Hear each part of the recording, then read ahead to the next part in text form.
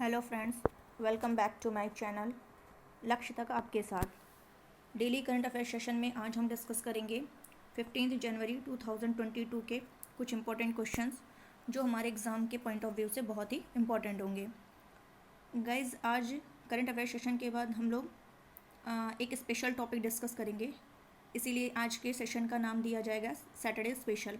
तो आज हम एनिसेंट हिस्ट्री के क्वेश्चंस को डिस्कस ना करके बल्कि क्या करेंगे, जो संविधान के भाग हैं 22, ठीक है, उसके बारे में डिस्कस करेंगे।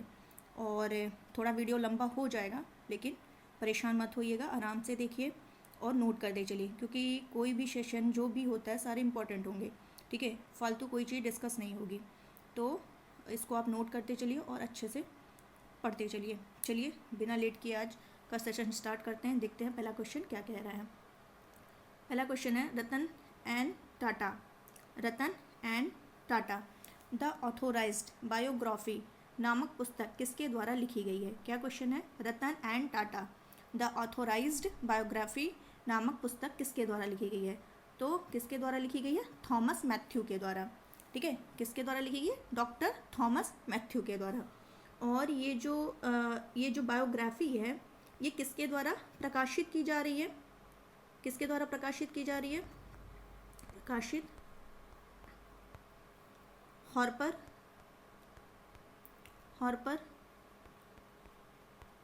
कॉलिंस के द्वारा, ठीक है। और ये क्वेश्चन हो गया कि डॉक्टर थॉमस मैथ्यू के द्वारा लिखी गई है और प्रकाशित की जा रही है हार्पर कॉलिंस के द्वारा, ठीक है। और इस जब बायोग्राफी है तो इन्हीं के बारे में दिया होगा, ठीक है, इन्हीं के बारे में बायोग्राफी इनका इन्हीं का है जब तो इसमें जो रतन टाटा जी हैं उनके बचपन, कॉलेज के वर्ष जो भी उन्होंने स्पेंड किया, ठीक है, और उनके अन्य क्षेत्र के बारे में जो भी उन्होंने किया उसके बारे में क्या होगा, इसमें लिखा होगा। तो ये इसका आंसर हो गया। नेक्स्ट क्वेश्चन पर चलते हैं। क्या कह रहा है कि सर्वे ऑफ इंडिया के महासर्वेक्षक के रूप में किसे नियुक्त किया गया है। सर्वे ऑफ इंडिया के महासर्वेक्षक के रूप में किसे नियुक्त किया गया है, तो वो उनका क्या नाम है, सुनील कुमार, ठीक है। ये क्या है, वरिष्ठ IFS हैं, IFS, ठीक है। तो इन्हीं को क्या किया गया है, सर्वे ऑफ इंडिया के महासर्वेक्षक के रूप में नियुक्त किया गया है। चलते हैं नेक्स्ट क्वेश्चन पर। नेक्स्ट क्वेश्चन हमारा क्या कह रहा है, 3rd नंबर का क्वेश्चन कि 13 जनवरी 2022 को किस विभाग द्वारा मत्स्य पालन स्टार्टअप ग्रैंड चैलेंज लॉन्च किया गया है। क्या क्वेश्चन कह रहा है कि 13 जनवरी यानी 13 जनवरी को किस विभाग द्वारा मत्स्य पालन स्टार्टअप ग्रैंड चैलेंज लॉन्च किया गया है।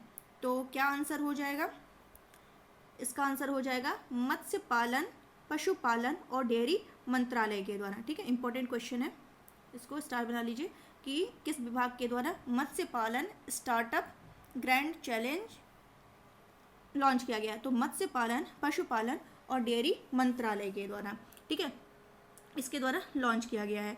और इसमें जो ये किसके सहयोग से, तो देख लेते हैं, एक मिनट।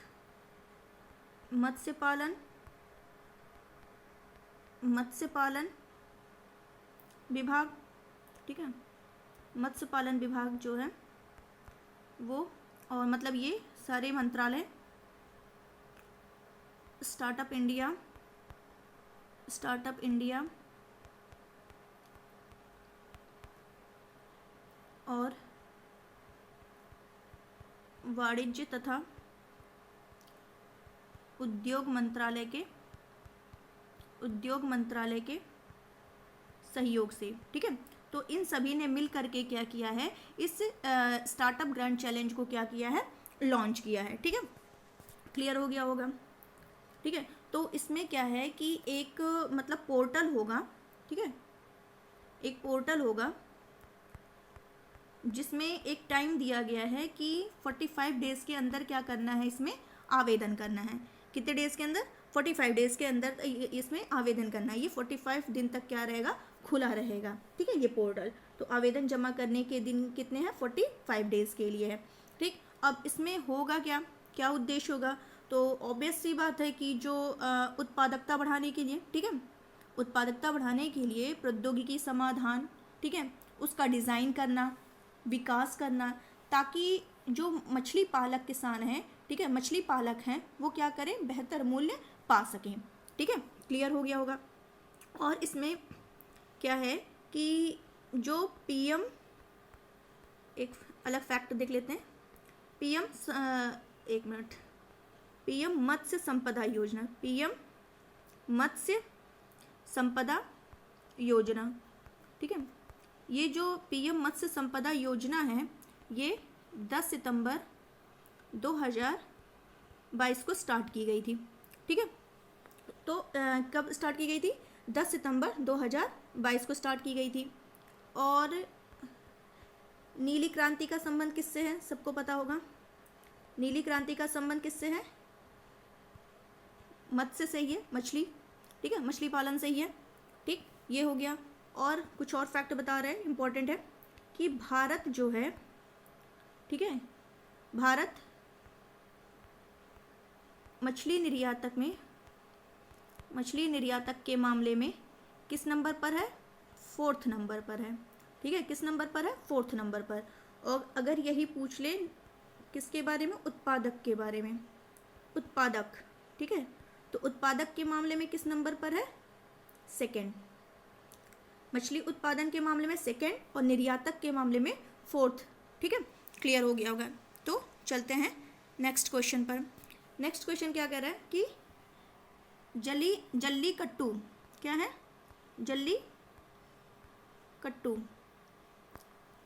जल्लीकट्टू बैल प्रतियोगिता का संबंध किस राज्य से है। ठीक है, क्या कह रहा है, जल्लीकट्टू बैल प्रतियोगिता का संबंध किस राज्य से है, तो तमिलनाडु। ठीक है, कहाँ से है, तमिलनाडु। तमिलनाडु के मदुरई, ठीक है, तमिलनाडु के मदुरई जिले के कहाँ पर, अवनियापुरम, ठीक है, कहाँ पर, तमिलनाडु के मदुरई जिले के अवनियापुरम में इसका आयोजन किया गया। ठीक है, एक गांव में इसका आयोजन किया गया। एक्चुअली क्या था कि इस पर जल्लीकट्टू और एक और था जो कुछ दिन पहले मैंने अपने वीडियो में ही डिस्कस किया था। ठीक है, कंबाला, ठीक है, कर्नाटक का है ये कंबाला, कर्नाटक का कंबाला। इसमें भैंस दौड़ कराई जाती है। ठीक है, भैंस दौड़, ठीक है, तो ये और जल्लीकट्टू, तो इन दोनों पर क्या किया गया था, प्रतिबंध लगा दिया गया था। ठीक है, किस अधिनियम के द्वारा, ये मैंने उस वीडियो में डिस्कस किया था, पशु क्रूरता निषेध अधिनियम 1960। ठीक है, पशु क्रूरता निषेध अधिनियम 1960 के द्वारा क्या किया गया था, सुप्रीम कोर्ट ने इस पर रोक लगा दी थी। लेकिन क्या हुआ कि इस पर रोक लगा दी थी, कब रोक लगाई थी, 2014 में, 2014 में इस पर रोक लगा दी थी। लेकिन तमिलनाडु ने क्या किया, इसको, उनका पारंपरिक खेल है तो इसको शुरू करने की मांग करने लगे। तो क्या किया, सुप्रीम कोर्ट ने क्या किया, इस पर अनुमति दे दी दोबारा, लेकिन कुछ इस पर प्रतिबंध लगाए कि इसको करके आपको ये कर सकते हैं। ठीक है, तो वो जानने की ज़रूरत नहीं है। बाकी ये जो मेन टॉपिक था वो मैंने डिस्कस कर लिया है। तो इसमें होता क्या, 1 मिनट रुकिए, मैं दिखा रही हूँ, 1 मिनट।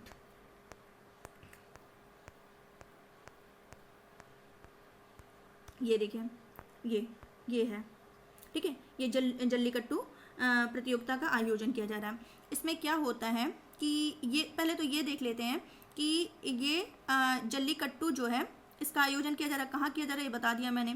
तो ये ग्रामीण इलाकों का एक परंपरागत खेल है। ठीक है, ग्रामीण इलाके का ये खेल है जो कब किया जाता है, पोंगल। ठीक है, पोंगल, जो क्या किया जाता है, पोंगल त्यौहार पर इसका आयोजन होता है, जल्लीकट्टू का खेल का। ठीक है, तो इसमें क्या किया जाता है कि ये बैल है और ये इंसान, तो बैल और इंसानों की क्या की जाती है, लड़ाई कराई जाती है। ठीक है, ये वहाँ तमिलनाडु के संस्कृति का प्रतीक है, तो कराया जाता है, ये गेम है। इसमें बहुत लोगों को नुकसान भी हो जाता है, बहुत चोट लग जाती है। अभी 80 या कुछ लोगों को क्या हुआ है, चोट पहुँची है इसमें। ठीक है, तो इसीलिए बैन किया गया था, लेकिन फिर भी जब किसी मतलब रिलीजियस की बात आ जाती है तो फिर करना पड़ता है। तो चलते हैं। तो ये जो है कि ये क्या करते हैं इसमें कि ये जो सांड है इस पर इसको काबू करना रहता है, ठीक है, इसको काबू करना रहता है। तो इसमें क्या करते हैं कि इसका जो कुबड़ ये उठा वाला एरिया होता है, एक मिनट एक और होगा पिक्चर दिखाते हैं, पता नहीं है कि नहीं, एक मिनट चेक कर लेते हैं। यहाँ दिख रहा होगा आपको, ये देखिए, ये ऊपर थोड़ा ब्लर है लेकिन फिर भी देखिए यहाँ पे ये कुबड़। तो इसमें क्या करना होता है कि इसके सांड के कुबड़ को पकड़ करके उसे रोकना होता है, ठीक है, उसे रोकना होता है। और इसके मतलब इसके सींग में एक कपड़ा बंधा होता है, ठीक है, इसके सींग पर एक कपड़ा बंधा होता है और इस कपड़े में क्या होता है, एक सिक्का, इस कपड़े में सिक्के होते हैं, ठीक है। तो इस सिक्के को क्या होता है, इसका मतलब कुबड़ को पकड़ करके इसके सींग में जो कपड़े बंधे होते हैं उसमें से सिक्के निकालने होते हैं। और ये जो मतलब कर लेता है लास्ट टाइम तक उसमें लगा रहता है तो वही क्या हो जाता है, जीत जाता है, ठीक है। तो ये पूरा है, देखिए न्यूज़पेपर में भी आया था, एक मिनट, ये देखिए 14 जनवरी ये जल्लीकट्टू का आयोजन शुक्रवार को पोंगल के अवसर पर मदुरई जिले के अवनियापुरम में किया जा रहा है, ठीक है। ये हो गया। ये देखिए यहाँ एक व्यक्ति को विजेता के रूप में घोषित किया जाता है यदि वह एक निर्दिष्ट समय के लिए बैल के कुबड़ पर लटका रहता है, ठीक है, एक टाइम दे दिया जाता है, उस पर लटका रहता है। और बैल मालिक को भी इसमें पुरस्कार दिया जाता है। और इसमें क्या होता है, तमिलनाडु ने तमिल महीने थाई के पहले दिन बारिश और सूर्य देवताओं को ये पोंगल त्यौहार मनाया, ये चीज़, ठीक है। हम लोग जल्लीकट्टू की बात कर रहे थे, आते हैं अपने क्वेश्चन पे, दिखा दिया है मैंने, एक मिनट, ये आपने देखा होगा, ठीक है। तो इसमें यही किया जाता है। तो ये पूरा समझ में आ गया होगा आपको, डिस्कस कर दिया है जितने भी फैक्टर थे इससे रिलेटेड। तो ये होता है, तो इसीलिए इस पर बैन कर दिया गया था, लेकिन अभी इसको फिर से अनुमति दे दी गई है। तो दोनों को अनुमति दे दी गई है, एक ये तमिलनाडु के जल्लीकट्टू को भी और कर्नाटक के कंबाला को भी, जिसमें भैंस की दौड़ कराई जाती है, ठीक है। कंबाला इम्पोर्टेंट है, दोनों चर्चा में है, तो हो सकता है पूछ लिया जाए, तो इम्पोर्टेंट है, देख लीजिएगा इसको। तो ये हो गया। नेक्स्ट क्या क्वेश्चन है, नेक्स्ट है कि जगन्नाथ स्मार्ट टाउनशिप परियोजना का संबंध किस राज्य से है। क्या क्वेश्चन कह रहा है कि जगन्नाथ स्मार्ट टाउनशिप परियोजना का संबंध किस राज्य से है। तो किस राज्य से है, आंध्र प्रदेश से है, ठीक है। किस राज्य से इसका संबंध, आंध्र प्रदेश से है। तो अभी भी देख लेते हैं कि पहले तो पहला फैक्ट कि आंध्र प्रदेश के सीएम कौन है, कई बार बता चुके हैं, जगमोहन रेड्डी, ठीक है, जगमोहन रेड्डी। तो आंध्र प्रदेश के सीएम जगमोहन रेड्डी हैं। तो इसमें क्या किया गया है कि ये ध्यान रखिएगा, इंपॉर्टेंट है कि जगन्नाथ स्मार्ट टाउनशिप परियोजना का संबंध आंध्र प्रदेश से है। इसका उद्देश्य क्या है, टाउनशिप कुछ क्लियर हो रहा होगा, माइंड में आ गया होगा कि इसका क्या उद्देश्य हो सकता है। ये देखिए, इसका उद्देश्य जो है कि जो शहरी, ठीक है, शहरी और ग्रामीण क्षेत्र में, जो शहरी और ग्रामीण क्षेत्र में मध्यम आय वर्ग के हैं, ठीक है, मध्यम आय वर्ग के नागरिकों को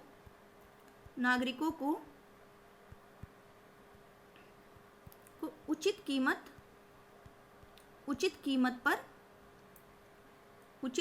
पर क्या देना, भूखंड देना, ठीक है। इसका उद्देश्य क्या है कि जो शहरी इलाके हैं और ग्रामीण इलाके हैं वहाँ पर जो मध्यम वर्ग के नागरिक हैं उनको उचित कीमत पर क्या करना, भूखंड देना। और इसका क्राइटेरिया क्या रख दिया गया है, इसका क्राइटेरिया जो रखा गया है कि जो अनुवली आय होगी, वार्षिक आय होगी, वो कितनी होनी चाहिए, 18 लाख से कम होनी चाहिए, 18 लाख से कम होनी चाहिए, ठीक है। ये हो गया, क्लियर हो गया होगा। और आंध्र प्रदेश में जो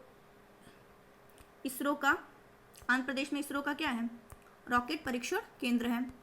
रॉकेट परीक्षण केंद्र कहाँ पर है, आंध्र प्रदेश में ही है, ठीक है, इसरो का। और ये इसरो कहाँ से करता है अपना प्रक्षेपण, सतीश धवन अंतरिक्ष केंद्र से, सतीश धवन अंतरिक्ष केंद्र से, ठीक है। जो कि कहाँ है, आंध्र प्रदेश के कहाँ पर है, श्रीहरिकोटा में स्थित है, श्रीहरिकोटा, ठीक है, श्रीहरिकोटा में स्थित है। क्लियर हो गया होगा। चलते हैं नेक्स्ट क्वेश्चन पर। क्या कह रहा है, किसके द्वारा, क्या कह रहा है क्वेश्चन, किसके द्वारा मिशन, किसके द्वारा मिशन अमानत, किसके द्वारा मिशन अमानत नामक पहल स्टार्ट की गई है। कौन सी पहल है, मिशन अमानत, ठीक है, अमानत। तो नाम से ही पता चल रहा होगा कि ये किस लिए है, ठीक है। तो मिशन अमानत नामक पहल स्टार्ट की गई है किसके द्वारा, तो किसके द्वारा शुरू की गई, रेलवे सुरक्षा बल के द्वारा स्टार्ट की गई है, रेलवे सुरक्षा बल के द्वारा स्टार्ट की गई है, ठीक है। तो इसमें होगा क्या, इसमें यह है कि जब यात्री कोई सामान अपना छोड़ देंगे, ठीक है, यानी कि यात्रियों के छूटे हुए सामान को क्या किया जाएगा, एक साइट होगी, उस साइट पर क्या कर दिया जाएगा, अपलोड कर दिया जाएगा, ठीक है, उस साइट पर क्या किया जाएगा, अपलोड कर दिया जाएगा, ताकि जिसका खोया हुआ सामान है वो आकर के उसको वापस, उसको क्या करे, वो मिल जाए उसको, ठीक है। तो ये उसी के लिए, इसलिए इसका क्या नाम रखा गया, मिशन अमानत, कि मिशन क्या है हमारा, अमानत वापस करने की, ठीक है। तो ये क्लियर हो गया होगा। और अगर बात करें कि वर्तमान रेल मंत्री कौन है, वर्तमान रेल मंत्री, वर्तमान रेल मंत्री कौन है, अश्वनी वैष्णव, कौन है, अश्वनी वैष्णव, ठीक है। क्लियर हो गया होगा। और अभी रिसेंटली मैंने बताया था कुछ दिन पहले ही कि रेलवे बोर्ड के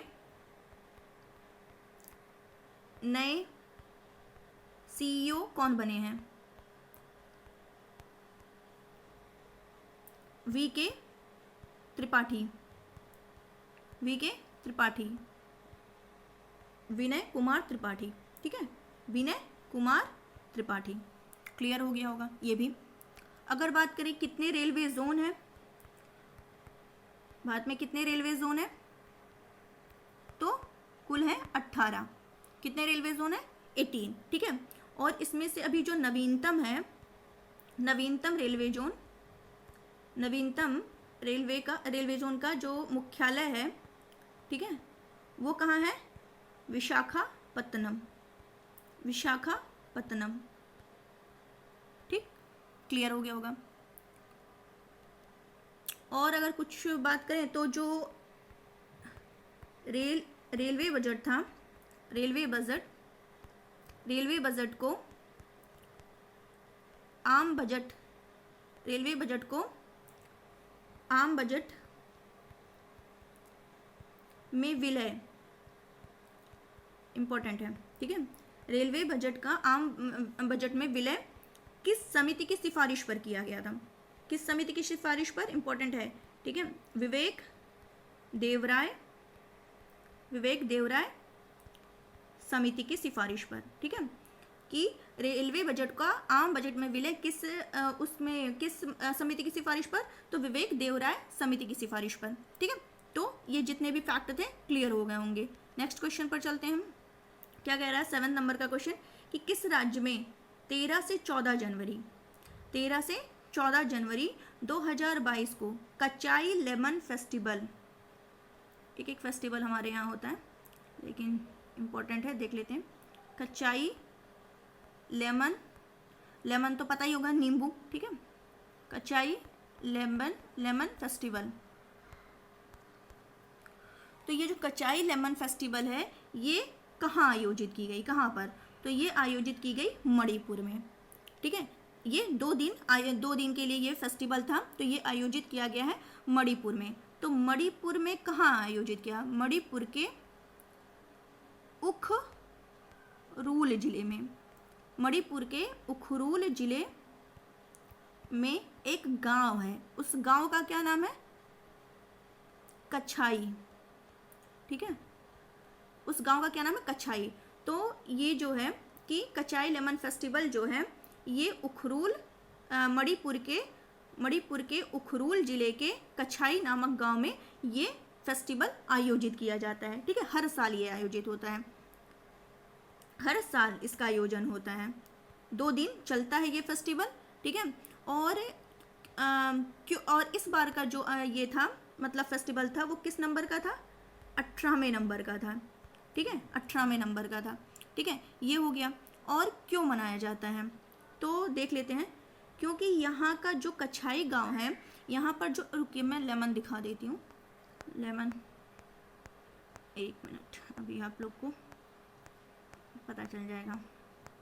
एक ये देखिए, थोड़ा ब्लर आ रहा है बट कोई नहीं, ये देखिए कचाई लेमन, ठीक है, ये है लेमन वहाँ का।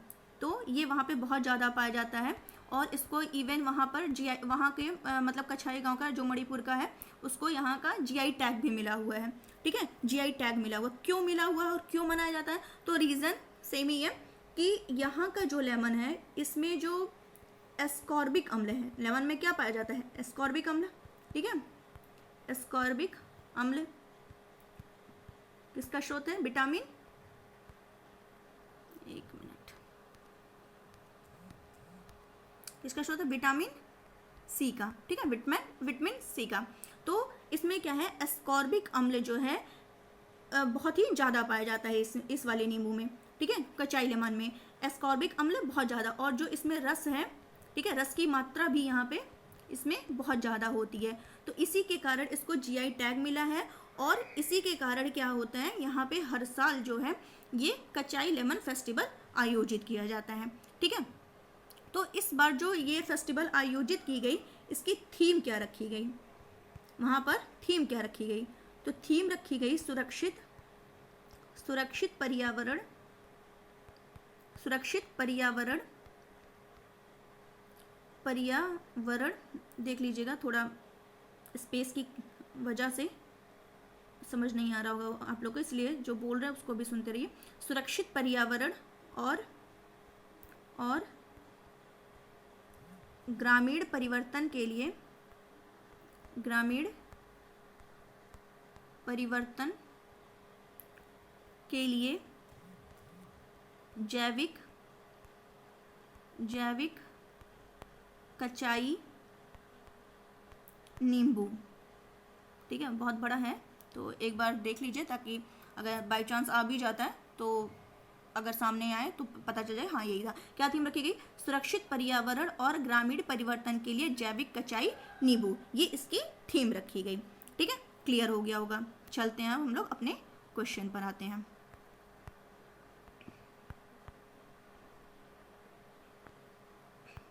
ये है क्वेश्चन हमारा। तो क्या बता, अब देख लेते हैं मणिपुर के सीएम कौन है। तो मणिपुर के सीएम जो है उनका नाम है एन वीरेन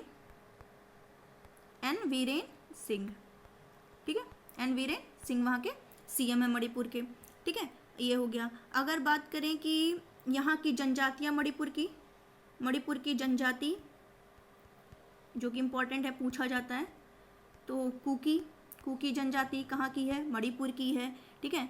नागा जनजाति कहाँ की है, मणिपुर की है, ठीक है, कुकी जनजाति, नागा जनजाति, और अंगामी जनजाति,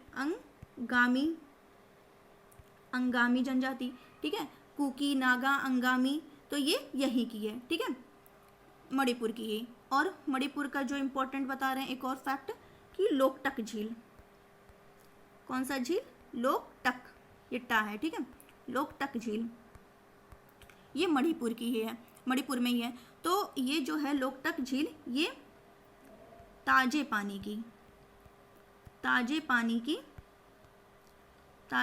की सबसे बड़ी झील, लोकटक झील जो है ताजे पानी की सबसे बड़ी झील है, ठीक है। और ये जो है लोकटक झील जो है, ये विश्व में, ठीक है, पूरे विश्व में अपने तैरते हुए द्वीप के लिए जानी जाती है, ठीक है, किसके लिए जानी जाती है, अपने तैरते हुए द्वीपों के लिए जानी जाती है, ठीक है। इस झील पर, इस लोकटक झील पर क्या है, बहुत से द्वीप हैं, ठीक है, इस झील पर बहुत से द्वीप हैं, और इसमें जो सबसे बड़ा द्वीप है, ठीक है, इसमें जो सबसे बड़ा, एक मिनट, लोकटक झील, लोकटक, ठीक है। तो इसमें जो बहुत सारे, मैंने बताया कि इस पे बहुत सारे द्वीप हैं, तो इस पे जो लोकटक झील पे जो सबसे बड़ा द्वीप है, ठीक है, सबसे बड़ा द्वीप, सबसे बड़ा द्वीप वो कौन सा है? केबुल, कहीं केबुल लिखा हुआ मिलेगा, कहीं आपको केबुल लिखा हुआ मिलेगा, तो डजेंट मैटर, ठीक है, बस ध्यान रखिए। केबुल लामजाओ, केबुल लामजाओ, ठीक है। तो उन सभी द्वीपों में सबसे बड़ा जो है लोकटक झील पर सबसे बड़ा द्वीप कौन सा है? केबुल लामजाओ द्वीप है, ठीक है। और ये जो है केबुल लामजाओ, एक मिनट, केबुल लामजाओ जो है ये विश्व का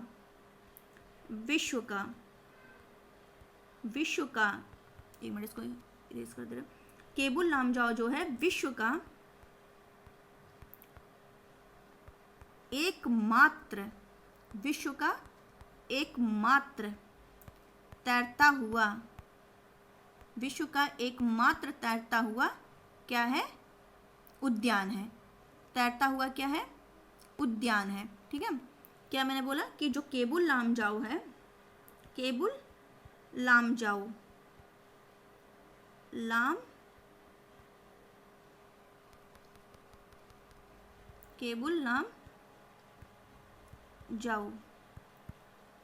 राष्ट्रीय उद्यान, नेशनल पार्क, तो ये जो उद्यान है विश्व का एकमात्र तैरता हुआ उद्यान है, ठीक है। तो इसलिए ये क्या हो जाता है? इम्पोर्टेंट हो जाता है इसी दृष्टि से, ठीक है। तो ये क्लियर हो गया होगा। अब चलते हैं हम लोग अपने नेक्स्ट क्वेश्चन की तरफ। क्या कह रहा है नेक्स्ट क्वेश्चन? हाल ही में अमेरिकी सिक्के पर दिखाई देने वाली पहली अश्वेत महिला, हाल ही में अमेरिकी सिक्के पर दिखाई देने वाली पहली अश्वेत महिला कौन बनी है? तो उनका क्या नाम है? माया एंजेलो। क्या नाम है?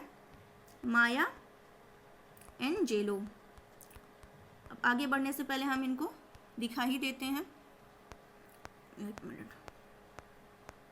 ये हैं, देख लीजिए, ये हैं माया एंजेलो, ये, और सिक्के पर ये देखिए, ये, ठीक है, ये देख लिया होगा आप लोगों ने, ठीक है। ये देखिए यहाँ क्लियर है, ठीक है, दिखा होगा, ये देखिए माया एंजेलो लिखा भी है, ठीक है। और यहाँ क्या है कि क्या लिखा हुआ है कि ये देखिए, कवयित्री और एक्टिविस्ट माया एंजेलो अमेरिका में किसी भी सिक्के पर जगह पाने वाली पहली अश्वेत महिला बन गई हैं, ठीक है। और सिक्कों पर महिलाओं को जगह देने के लिए अमेरिका में जनवरी 2021 में एक नया कानून लाया गया। तो सब नहीं इंपॉर्टेंट है, इंपॉर्टेंट बस यही है कि पहली जो बनी है माया एंजेलो, ठीक है, क्लियर हो गया कि एंजेलो अमेरिका में किसी भी सिक्के पर जगह पाने वाली पहली श्वेत महिला बन गई हैं, ठीक है। तो एक साइड जो है ये तो दिख रहा होगा, एक मिनट, ये तो दिख रहा है, ठीक है। ये एक साइड जो सिक्के के एक साइड जो है वो माया एंजेलो का बना हुआ है, और सिक्के के दूसरी साइड किसका बना हुआ है? तो जो फर्स्ट प्रेसिडेंट, ठीक है, फर्स्ट प्रेसिडेंट जॉर्ज वाशिंगटन, ठीक है, जॉर्ज वाशिंगटन। तो एक साइड इनका है और दूसरी साइड ये क्या नाम है इनका? माया एंजेलो, ठीक है। तो ये क्लियर हो गया होगा। चलते हैं, इम्पोर्टेंट है ये, ठीक है, ये देखिए,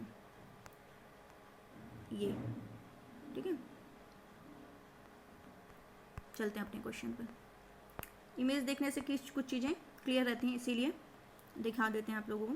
ये देखिए, ये क्वेश्चन हो गया, इंपॉर्टेंट है, इंपॉर्टेंट सारे क्वेश्चन हैं, ठीक है। नेक्स्ट क्वेश्चन देखते हैं क्या है। कह रहे हैं कि प्रसिद्ध प्रख्यात नर्तक कौन? पंडित मुन्ना शुक्ला। क्या नाम है इनका? पंडित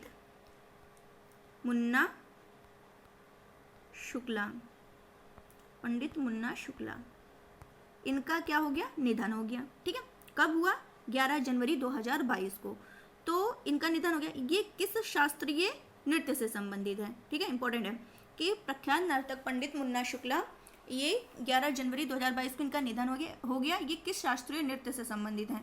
तो किससे संबंधित है? कथक। किससे संबंधित है ये? कथक, ठीक है।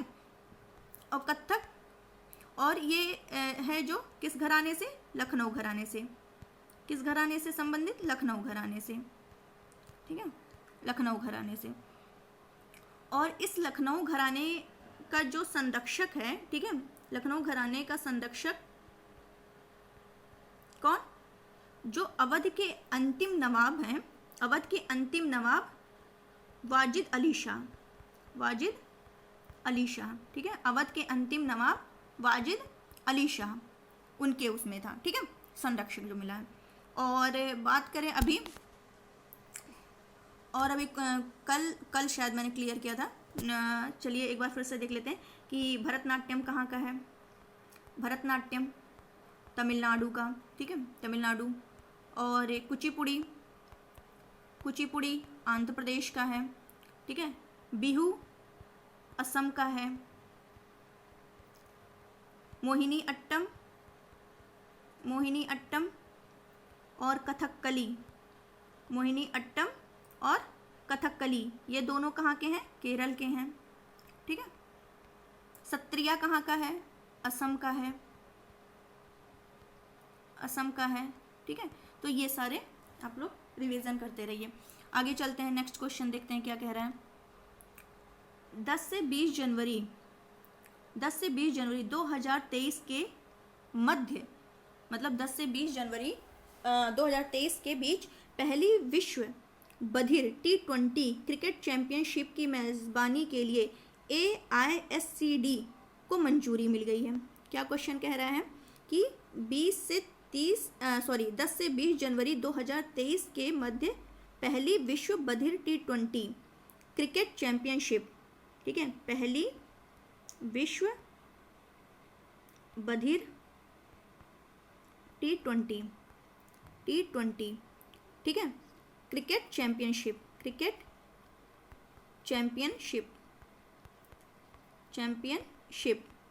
2023, ठीक है, इसके लिए मेजबानी के लिए AISCD को मंजूरी मिल गई है। इसका आयोजन किस राज्य में किया जाएगा, तो इसका आयोजन कहाँ किया जाएगा, केरल में। केरल के कहाँ पर, तिरुवनंतपुरम में। कहाँ किया जाएगा, केरल के तिरुवनंतपुरम में, ठीक है, पुरम में, तिरुवनंतपुरम में किया जाएगा, ठीक है। क्लियर हो गया होगा। और देख लेते हैं कुछ फैक्ट और भी देख लेते हैं, ठीक है। तो एक मिनट इसको रेज करें, तो ये क्लियर हो गया होगा। अब देख लेते हैं कि एक मिनट, ये हो गया केरल के तिरुवनंतपुरम में। और ये जो AISCD है, क्या है, AISCD, ये देख लेते हैं कि इनको मंजूरी मिली है। इनका फुल फॉर्म क्या है, ऑल इंडिया स्पोर्ट्स, सी का मतलब काउंसिल, ठीक है, all India sports council of the deaf. अभी क्वेश्चन में ही हम लोग पढ़े हैं क्या, बधिर, तो डीफ मतलब बधिर, ठीक है। तो all India sports council of the deaf, ठीक है, यानी क्या हो जाएगा इसका मतलब, अखिल भारतीय खेल परिषद, ठीक है, अखिल भारतीय खेल परिषद। तो इसको मंजूरी मिल गई है। और इसको मंजूरी किससे मिली है, तो किससे मिली है,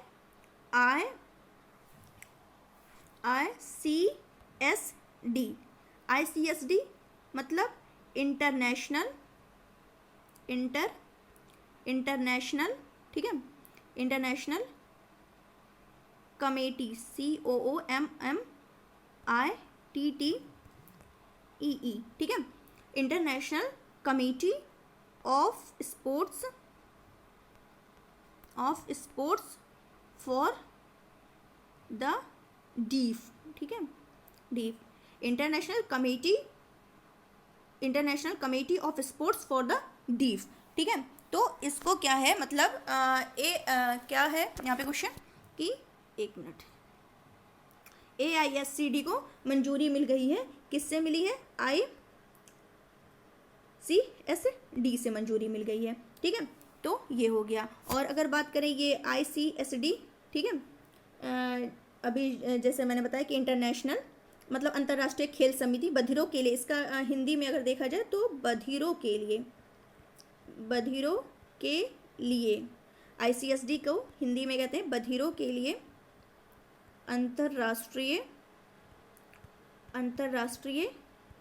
खेल समिति, ठीक है, खेल समिति, जिसकी स्थापना कब हुई थी? 1924 में, 1924 में, 1924, ठीक है। अगर इसके हेडक्वार्टर की बात की जाए, ICSD के हेडक्वार्टर की बात की जाए तो ये कहाँ है? अमेरिका के मैरीलैंड में, ठीक है, अमेरिका के कहाँ है? मैरीलैंड में, ठीक है।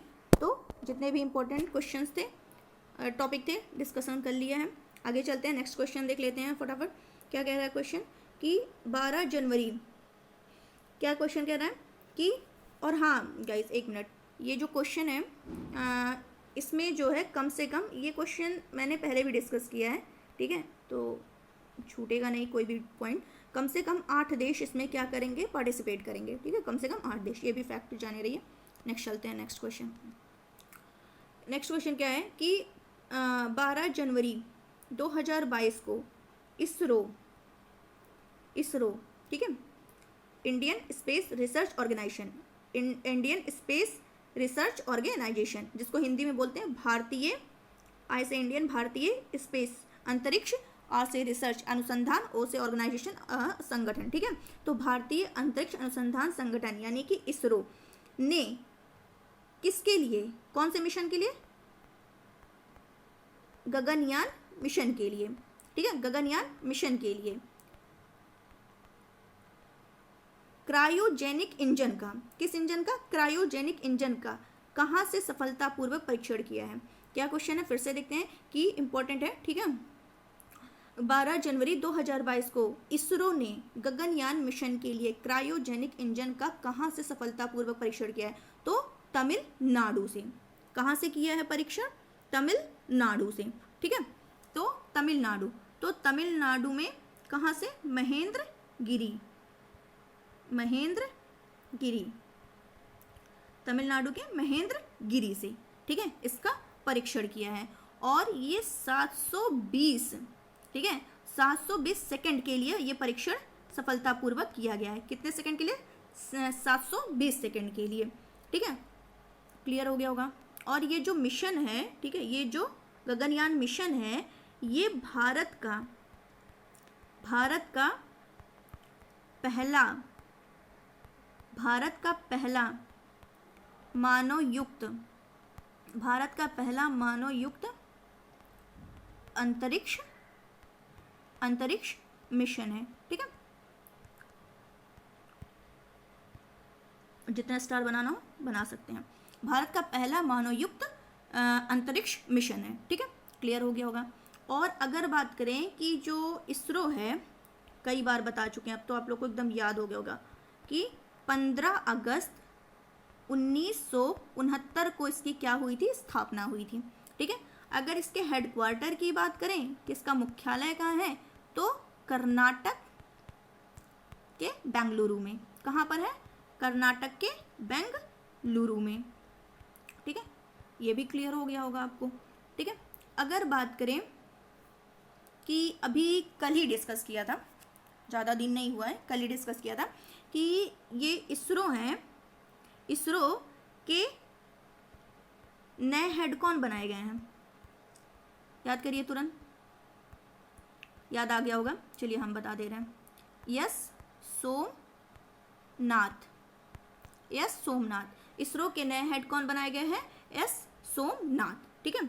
तो बहुत ही इंपॉर्टेंट क्वेश्चन है कि ये भी चर्चा में है, ये भी चर्चा में है, तो बहुत इंपॉर्टेंट है इसको। चलते हैं नेक्स्ट क्वेश्चन पर।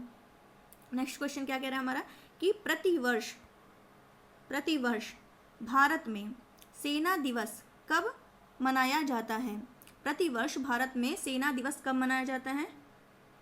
15 जनवरी, बहुत ही सम्मानजनक दिवस है, ठीक है। 15 जनवरी को क्या मनाया जाता है? भारत में सेना दिवस मनाया जाता है, ठीक है। और इस बार जो सेना दिवस मनाया गया है वो किस नंबर का है? 74वां, ठीक है, 74वां सेना दिवस है, ठीक है। क्यों मनाया जाता है? कब से स्टार्ट हुआ? तो 15 एक मिनट, 15 जनवरी 1949 को क्या हुआ था, ठीक है, 15 जनवरी 1949 को के एम करियप्पा, क्या नाम है इनका, के एम करियप्पा, ठीक है, इनको कमांडर इन चीफ के रूप में, ठीक है, कमांडर इन चीफ के रूप में क्या किया गया था, नामित किया गया था। 15 जनवरी 1949 को के एम करियप्पा को कमांडर इन चीफ के रूप में नामित किया गया था, ठीक है। इसी कारण हर साल क्या होता है, इस दिन 15 यानी कि 15 जनवरी को भारत में सेना दिवस के रूप में मनाया जाता है, ठीक है। अगर बात करें कि 28वें सेना अध्यक्ष कौन है, 28वें नंबर के सेना अध्यक्ष कौन है, तो जनरल मनोज मुकुंद नरवणे, ठीक है, जनरल मनोज मुकुंद नरवणे, ठीक है, ये हो गया क्लियर। अब ये देख लेते हैं कि ये जो सेना दिवस है इसका ध्येय वाक्य क्या है, ध्येय वाक्य क्या है, जो 15 जनवरी को सेना दिवस मनाया जाता है इसका ध्येय वाक्य क्या है, तो क्या है, सर्विस बिफोर सेल्फ। बहुत ही डीप इसका ध्येय वाक्य रखा गया है, बहुत ही डीप। अगर यही सब सोच ले तो कहाँ से क्या ना हो जाए, ठीक है।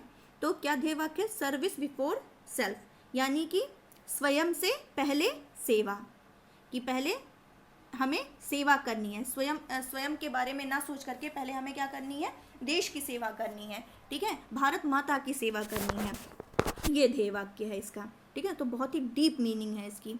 चलते हैं नेक्स्ट क्वेश्चन देख लेते हैं, यहाँ से क्लियर हो गया। अभी देख लेते हैं थोड़ा सा और, हाँ, कि अभी तो ये 15 जनवरी, अभी कुछ दिन पहले 2-3 दिन पहले बताया था कि 12 जनवरी को क्या मनाया जाता है, राष्ट्रीय युवा दिवस मनाया जाता है, राष्ट्रीय युवा दिवस, ठीक है। इसके पहले मैंने बताया था कि 10 जनवरी को विश्व हिंदी दिवस मनाया जाता है, विश्व हिंदी दिवस मनाया जाता है, याद आ रहा होगा, ठीक है।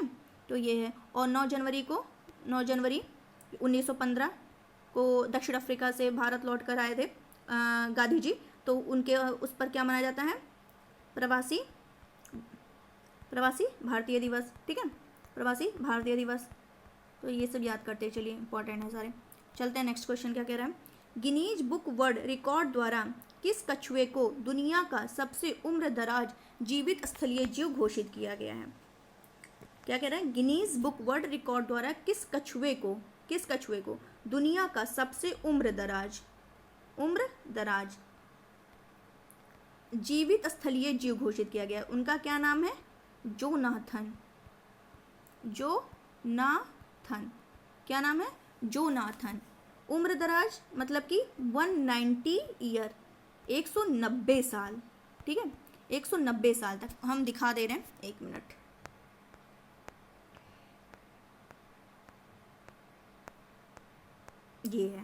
ये है जोनाथन, ठीक है, जोनाथन इनका नाम है। तो ये सबसे उम्र दराज क्या है, जीवित स्थलीय जीव, ठीक है, घोषित किया गया जोनाथन को। 190 ईयर, 190 साल के हो गए हैं, ठीक है। क्या था इनका जन्म, जब इनका जन्म 1832 में हुआ था, इनका जन्म 1832 में कहाँ हुआ था, हिंद महासागर में, ठीक है, इनका जन्म 1832 में हिंद महासागर में हुआ था, ठीक है। और अभी क्या देखा जाए तो जब ये 50 साल के हुए, ठीक है, जब ये 50 साल के होते हैं तो इनको ला करके कहाँ कर दिया जाता है, सेंट हेलेना द्वीप पर, सेंट हेलेना,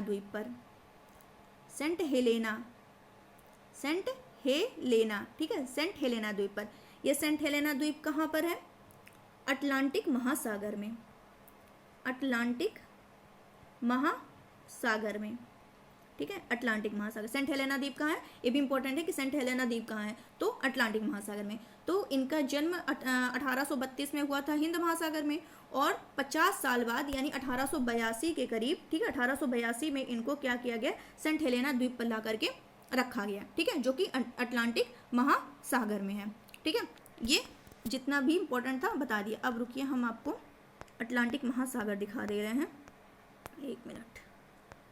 ये देखिए, ये है अटलांटिक महासागर, नॉर्थ अटलांटिक महासागर और साउथ अटलांटिक महासागर। तो इसमें ये क्वेश्चन पूछता है, इंपॉर्टेंट है कि अब आप लोग खुद देखिए ध्यान से, इसकी आकृति क्या है, ध्यान से देखिए इसकी आकृति क्या है। यस आकृति बना रहा ना, तो ये है कि यस अक्षर से इसकी आकृति जो है अंग्रेजी के यस लेटर से मिलती है। ठीक है, इसकी आकृति जो है, अटलांटिक महासागर की आकृति अंग्रेजी के एस लेटर से मिलती है। और अटलांटिक महासागर की अगर बात करें तो इसका जो सबसे गहरा गर्त है, सबसे गहरा गर्त किसका, अटलांटिक महासागर का, तो वो कौन सा है, इम्पॉर्टेंट है। ठीक है, ये आपको ज्योग्राफी भी चल रहा है साथ ही में। ठीक है, तो सबसे गहरा गर्त इसका जो है वो है प्यूर्तो रिको, ये रहा है। ठीक है, प्यूर्तो रिको ट्रेंच मतलब होता है गर्त। ठीक है, ट्रेंच, तो क्या हो गया कि सबसे गहरा गर्त कौन सा, प्यूर्तो रिको गर्त ट्रेंच। ठीक है, और ये अटलांटिक महासागर जो है, अटलांटिक महासागर ये विश्व का सबसे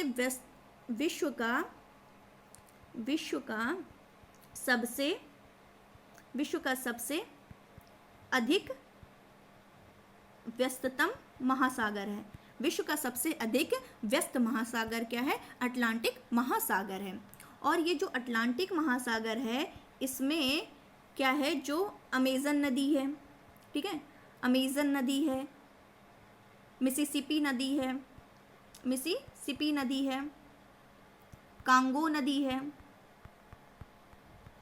नदी है, नाइजर नदी है। ठीक है, तो और बहुत सारी नदियां क्या हैं, इसी अटलांटिक महासागर में आकर के गिरती हैं। ठीक है, क्लियर हो गया होगा। और हाँ, इस अटलांटिक महासागर को क्या कहते हैं, अंध महासागर भी कहते हैं। इस अटलांटिक महासागर को अंध महासागर भी कहते हैं। ठीक है, और ये विश्व का दूसरा सबसे बड़ा महासागर है। अटलांटिक महासागर विश्व का दूसरा सबसे बड़ा महासागर है। ठीक है, दूसरा सबसे बड़ा महासागर है। अब क्लियर हो गया होगा, जितने भी क्लियर मतलब सारे टॉपिक यहाँ से रिलेटेड क्लियर हो गए होंगे। नेक्स्ट चलते हैं हम लोग, ये आपको दिखा ही दिया है। ठीक है, यहाँ भी आप देख सकते हैं अटलांटिक महासागर, ये देख सकते हैं। ठीक है, चलते हैं अब हम लोग अपने नेक्स्ट पर।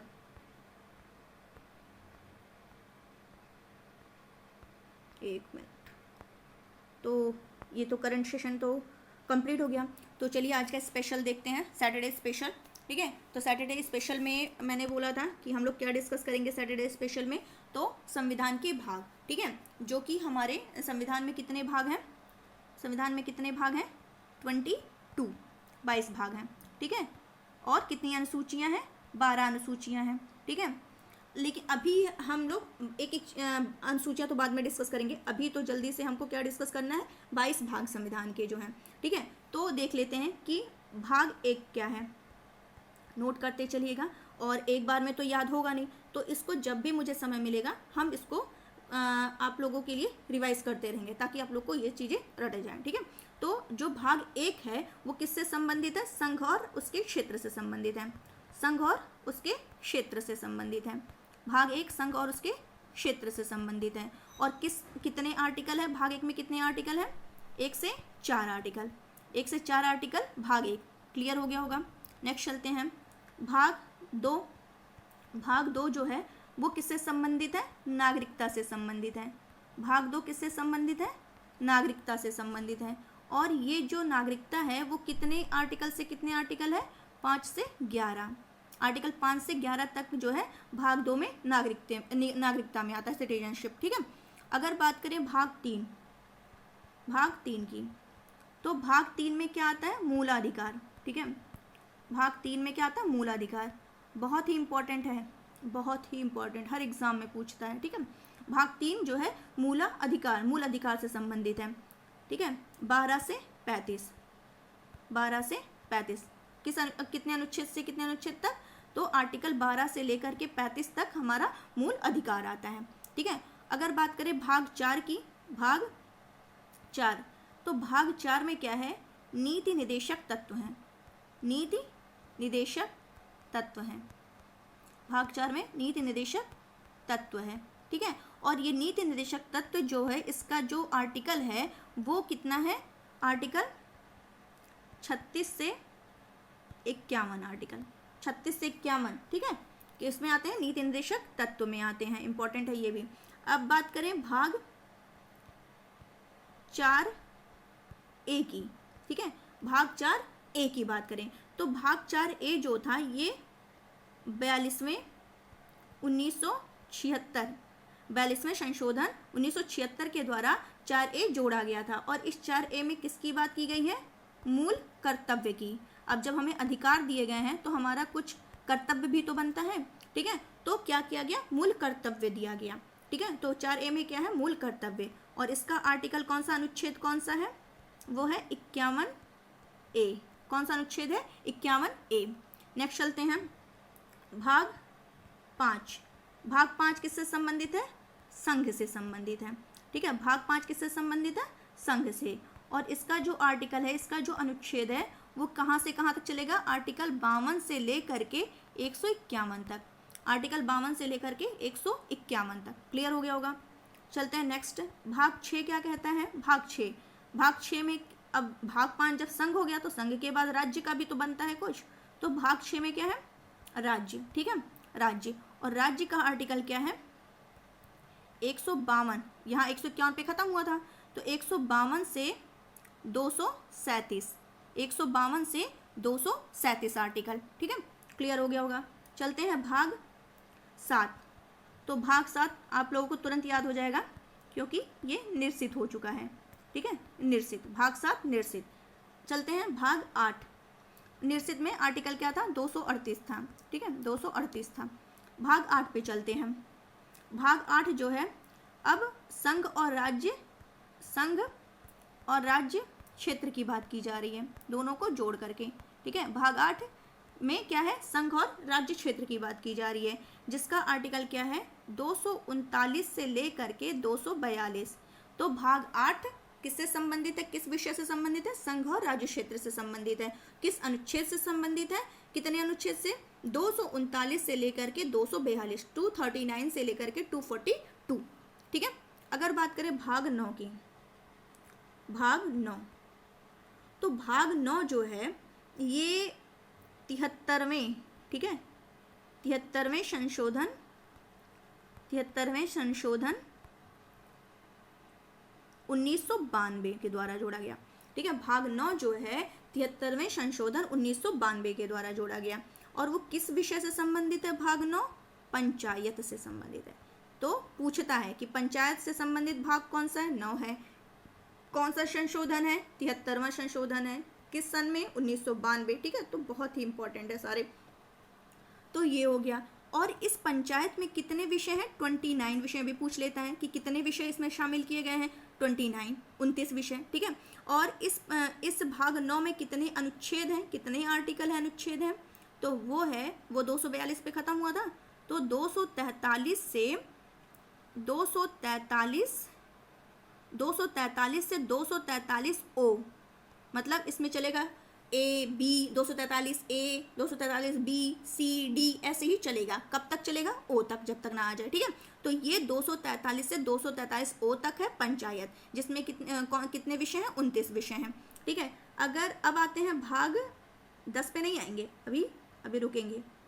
भाग 9 का A, ठीक है, भाग 9 पंचायत, 9 का A जो है ये किससे संबंधित है, एक मिनट, नगर पालिका से संबंधित है। ये किससे संबंधित है, नगर पालिका से संबंधित। भाग 9 का A जो है ये नगर पालिका से संबंधित है। और ये किस संशोधन के थ्रू जुड़ा था, 74, ठीक है, 74वां संशोधन 1992, ठीक है।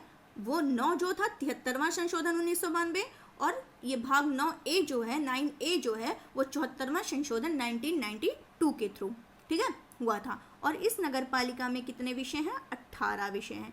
कितने विषय हैं नगर पालिका में? 18 विषय हैं। और इसके अगर अनुच्छेद की बात करें कि भाग 9 का जो आर्टिकल है वो कहाँ से कहाँ तक है, तो वो ओ पे खत्म हुआ था। 243 से लेकर के 243 ओ था पंचायत में। और नगर पालिका की बात करें तो 243 के पी से लेकर के अब ओ के बाद पी ही आएगा, ठीक है, MNO फिर पी, तो 243 के पी से लेकर के 243 के ZG, 243 के ZG, मतलब Z खत्म होगा फिर ABCDEFG, ठीक है, तो यहाँ तक आएगा। अब चलते हैं नेक्स्ट।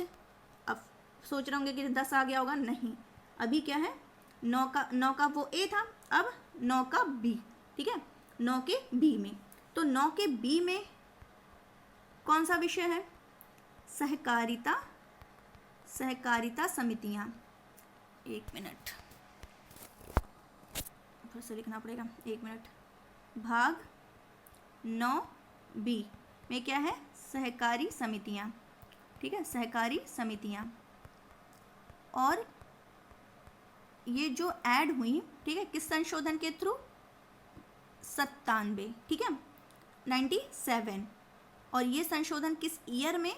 2011, ठीक है, 2011। तो 97 संशोधन 2011 में ये होता है, ठीक है। और इस सहकारिता समितियां में मतलब वो 243 यानी 243P से लेकर के 243ZG तक था, ठीक है। अब G पर वो खत्म हुआ था, तो ये क्या हो जाएगा? 243ZH से लेकर के 243ZT तक, 243ZH से लेकर के 243ZT तक, ठीक है। अब ये 243 का ZT, अब यहीं पर इसका 43 वाला कॉन्सेप्ट खत्म हो जाएगा, ठीक है। अब आ जाएंगे हम लोग फाइनली भाग 10 पर, जिसका आप लोग कर रहे थे इंतजार, ठीक है। भाग 10 में क्या है? 10 मतलब अब विश्राम देना है इसको, यानी कि अब यहाँ पे क्या आ जाएंगे? अनुसूचित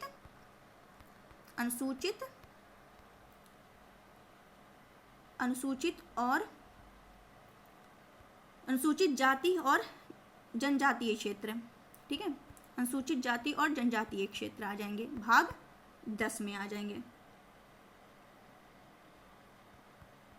और जनजातीय क्षेत्र, ठीक है। और ये इसका जो आर्टिकल होगा, अनुच्छेद होगा, वो 244 से 244A, ठीक है, यानी अनुसूचित जाति आ जाएंगे 244 में और जनजातीय क्षेत्र आ जाएंगे 244 के A में। क्लियर हो गया होगा।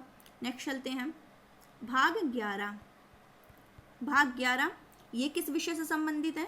तो ये है भाग 11 में कि अब 11 इसको ऐसे याद रखिए कि 11 में जैसे कि क्या करना है, एक और एक मिल जाते हैं, संबंध हो जाता है, एक और एक मिल गए तो संघ और राज्य के मध्य क्या हो जाएंगे? संबंध। भाग 11 संघ और राज्य के मध्य संबंध, संघ और राज्य के मध्य संबंध, ठीक है। जिसका जो अनुच्छेद है, आर्टिकल जो है, ये 245 से 263 तक चलेगा, ठीक है। भाग 11 के संघ और राज्य के मध्य जो संबंध है वो 245 से 263 तक चलेगा, ठीक है। अब नेक्स्ट चलते हैं भाग 12। तो भाग 12 जो है 12, ठीक है। अब संबंध हो गया, ठीक है, संबंध बन गया। अब संबंध बन गया तो क्या होगा? पैसे की बात की जाएगी। जब अच्छे संबंध बनेंगे तो हम क्या करेंगे? पैसों से संबंधित बात करेंगे। तो भाग 12 जो है ये किससे संबंधित है? वित्त से संबंधित है। वित्त संपत्ति, संविदाएं और वाद, ठीक है। आप लोग बस याद रखिए, वित्त संपत्ति सामने आएगा, टिक लग जाएगा, ठीक है। तो भाग 12 जो है वित्त और संपत्ति से रिलेटेड है। और इसका जो अनुच्छेद है भाग 12 में, कितने अनुच्छेद से कितने अनुच्छेद तक है? तो 264 से लेकर के 300A तक है, ठीक है। 264 से लेकर के 300A तक है। नेक्स्ट चलते हैं भाग 13। भाग 11, 12 ये सब इंपॉर्टेंट है, ठीक है। तो भाग 13 देखते हैं। भाग 13 में क्या है? अब देखिए पैसे आ गए, संबंध बन गए, पैसे आ गए।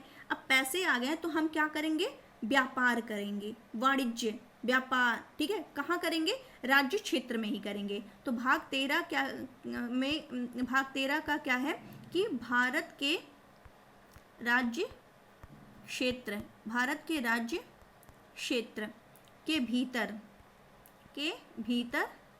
वाणिज्य, व्यापार और समागम,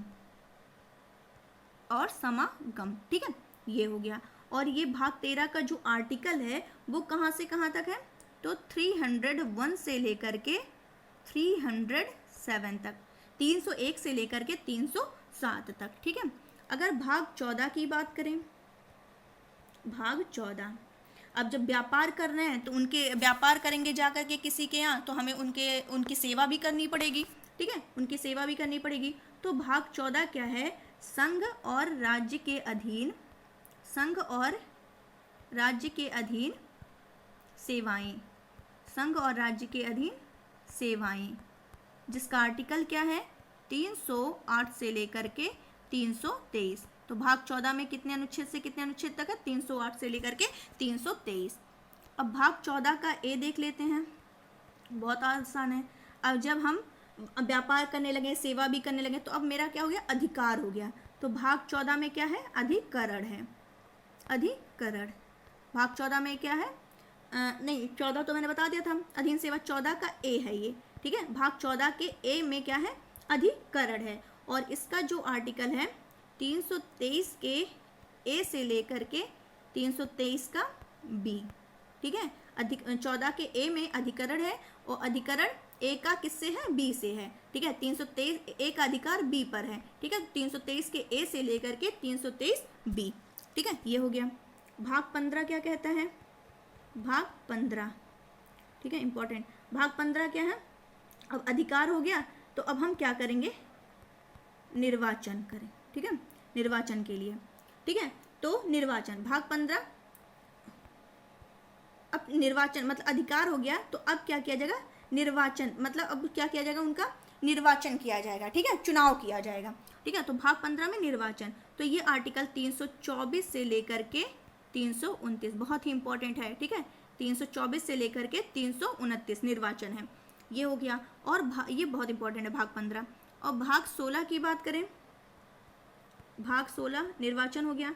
अब जब निर्वाचन होगा तो निर्वाचन में क्या वादा किया जाता है कि हम क्या करेंगे, कुछ लोगों के लिए बहुत स्पेशल वो किया जाता है कि हम क्या करेंगे, तुम्हारे लिए बहुत अच्छा मतलब मैनेजमेंट करेंगे, तुम्हारे लिए ये करेंगे वो करेंगे। तो भाग 16 में क्या हो जाएगा, कुछ वर्गों के लिए, कुछ वर्गों के लिए, कुछ वर्गों के लिए विशेष उपबंध, कुछ वर्गों के लिए विशेष उपबंध संबंध, ठीक है, ये भाग 16 कहता है, जिसमें आर्टिकल कौन सा है, 330 से लेकर के 342, आर्टिकल 330 से लेकर के 342। भाग 17 की बात करें, इतनी मेहनत हो रही है गाइस, तो सेशन शेयर कर दीजिए अपने दोस्तों के साथ, शेयर करेंगे तो उनको भी फ़ायदा होगा, आपको तो फ़ायदा हो ही रहा है और लोगों को भी हो, तो जल्दी से जल्दी जितना भी हो सके अपने दोस्तों के साथ इसको शेयर करते रहिए, ठीक है। और आगे बढ़ते हैं। अब आप लोग भूल जाते हैं, इसीलिए मुझे याद दिलाना पड़ता है, तो ज़रूर शेयर करिए। चलते हैं, भाग 17 क्या कह रहा है, राजभाषा।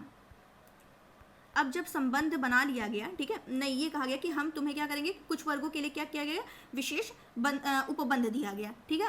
अब वहाँ की ये किया गया कि चलो ठीक है, तुम्हें तो विशेष उपबंध दिया, अब हमें क्या करनी पड़ेगी, वहाँ की राजभाषा सीखनी पड़ेगी, तभी तो हम उनको स्पेशल वो दे पाएंगे, ठीक है।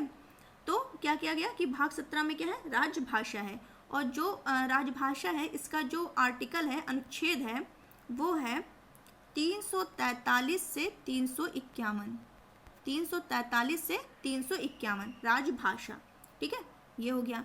भाग 18 की बात करें, भाग 18, ठीक है, इंपॉर्टेंट है, किससे संबंधित है, आपातकाल, लेकिन फिर क्या होता है, जब हम समझ नहीं पाते हैं चीज़ों को, जो विषय वादा किए रहते हैं कि हम तुम्हारे लिए बहुत ही स्पेशल प्रोविज़न करेंगे, ठीक है, लेकिन फिर क्या होता है, नहीं दे पाते हैं तो बहुत ज़्यादा वहाँ पे हिंसक कार्रवाई होने लगती है। तो फिर हम क्या कर देते हैं, ये मैं ट्रिक बता रही हूँ, ठीक है, ताकि आपको याद रहे, स्टोरी की तरह इसको पढ़ते हैं। तो वहाँ क्या कर दिया जाता है, आपातकाल लगा दिया जाता है। तो भाग 18 में क्या है, आपातकाल है, जिसका आर्टिकल जो है, अनुच्छेद जो है वो चलेगा 352 से लेकर के 360। कभी अलग अलग जब चीज़ें बताएंगे, कभी टाइम मिला तो अलग अलग बताएंगे, तो ये चीज़ें बहुत ही इंपॉर्टेंट है, क्लियर हो जाएंगी, ठीक है। तो आर्टिकल 352 से लेकर के 360। भाग 19 की बात करें, बस ख़त्म होने वाला है, ठीक है। भाग 19 की बात करें तो इसमें क्या आता है, प्रकेड़, नॉट इम्पॉर्टेंट, ठीक है, बस देख लेते हैं। प्रकेड़ जिसमें क्या है, 361 से लेकर के 367, ठीक है। अब आते हैं भाग 20। अब भाग 19 नहीं इंपॉर्टेंट, तो भाग क्या मतलब, कोई भी इंपॉर्टेंट नहीं हुआ, ये इंपॉर्टेंट है, इसको इंपॉर्टेंट, ठीक है, इसको ध्यान से देखिए। भाग 20 जो है ये किससे संबंधित है, संविधान संशोधन से संबंधित है। भाग 20 किससे संबंधित है, संविधान संशोधन से संबंधित है, संविधान संशोधन, ठीक है। ये भाग 20 जो है संविधान संशोधन, और इसमें एकमात्र आर्टिकल है 368, बहुत ही इंपॉर्टेंट है कि 368 या भाग 20 किससे संबंधित है, संविधान संशोधन से संबंधित है, ठीक है। 2 भाग और बचे हैं, देख लेते हैं। भाग 21 किससे संबंधित है, कि चलो संविधान संशोधन कर दिया। अब क्या हुआ, जब संशोधन किया तो जो अस्थायी, ठीक है, अस्थायी, संक्रमणशील, अस्थायी संक्रमणशील विशेष उपबंध, ठीक है, यहाँ के लिए क्या किया जाएगा, विशेष उपबंध किया जाएगा। जो कैसे हैं, अस्थायी हैं, स्थायी नहीं है, संक्रमणशील हैं, ठीक है, तो उनके लिए क्या किया जाएगा, विशेष उपबंध किया जाएगा, किसमें, भाग 21 के अंतर्गत, ठीक है। और किस आर्टिकल के अंतर्गत, किस अनुच्छेद में है, 369 से लेकर के 392, 369 से लेकर के 392, ठीक है, 369 से 392। लास्ट जो भाग बचता है वो है भाग 22। भाग 22 इसमें क्या है, संक्षिप्त नाम, प्रारंभ, ठीक है, हिंदी में प्राधिकृत पाठ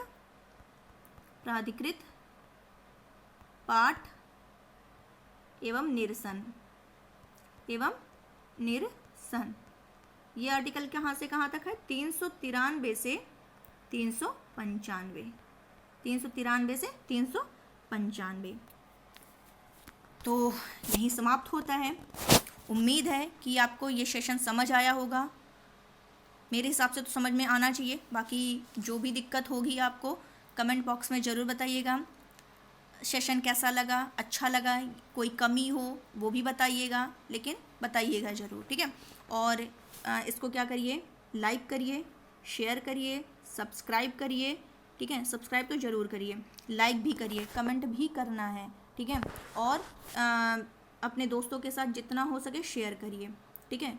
और फिर चलिए कल के लिए आपके लिए जो ISFR का रिपोर्ट आई थी 2021 वाली, वो कल हम टाइम मिलता है तो अपलोड कर देंगे वीडियो, आप लोग देख लीजिएगा, उसमें डिटेल से बताएंगे, क्योंकि कल मैंने शॉर्ट में बता दिया था, तो उसको डिटेल से बताएंगे, आप उसको क्या करिएगा, देख लीजिएगा, क्योंकि एग्ज़ाम में आना तय है, क्योंकि इम्पॉर्टेंट है, ठीक है, टॉपिक है ये सारे, कुछ टॉपिक से बहुत ही इंपॉर्टेंट होते हैं जो चर्चा में रहते हैं, तो उसको देखिएगा। और फिर चलिए आज के लिए बस इतना ही रखते हैं, कल उसको अपलोड कर देंगे, देख लीजिएगा, फिर मंडे से हम लोग फिर जैसा चलता है क्रम वैसे ही चलेगा। तो थैंक यू सो मच।